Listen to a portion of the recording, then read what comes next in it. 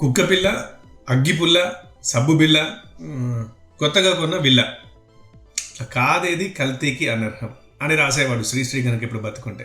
నిజంగా అసలు కల్తీ అంది ఏదైనా ఉందా? మనం ఎప్పుడు ఏదో చెప్పుకుంటున్నాం కానీ అసలు మన కళ్ళ ముందు కనిపిస్తున్న ప్రతి వస్తువు కల్తీ అయిందే కదా. భూమి కల్తీ, గాలి కల్తీ, నీరు కల్తీ, ఆకాశం కల్తీ, అదే వాయువు, ఇట్లా అసలు కల్తీ అంది ఏముంది? సరే, ప్రజెంట్ ఇప్పుడు మనం దేని గురించి మాట్లాడుకుంటున్నాం అంటే సిసిఎస్ పోలీసులు హైదరాబాద్లో బేగం బజార్లో ఇక్కడ ఏదో కల్తీ చేస్తున్నారని చెప్పేసి ఇక్కడ దాడి చేస్తే అక్కడ అన్ని కల్తీలే ఉన్నాయి, ఆ సెంటర్ తప్ప. ఏముంది అక్కడ? సర్ఫ్ ప్యాకెట్లు కల్తీ, టీ పొడి, చాయపత్తి ప్యాకెట్లు కల్తీ, అండ్ సబ్బు బిల్లలు కల్తీ. అక్కడ దాకా ఎందుకు, ఈ గుడ్ నైట్ కాయిల్స్, రాత్రి పడుకునేటప్పుడు మనం పెట్టుకునే దోమల కాయిల్స్, అవి కల్తీ.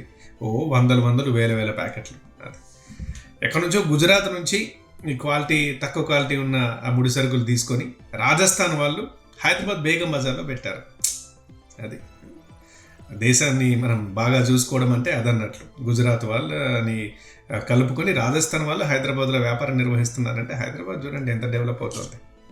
అది ఇప్పుడు చూసి బాధ అనిపించింది అవి చూసి. ఎందుకంటే మనకు తెలియదు కదా అందులో ఏది కల్తీయో ఏది కరెక్టో, మనం వాడుతూ ఉన్నాం. అక్కడ ఎన్నో బయటకు వచ్చినాయి, వెంటనే దాన్ని సీజ్ చేశారు, ముగ్గురిని తీసుకొని లోపలేసేసారు పోలీసులు.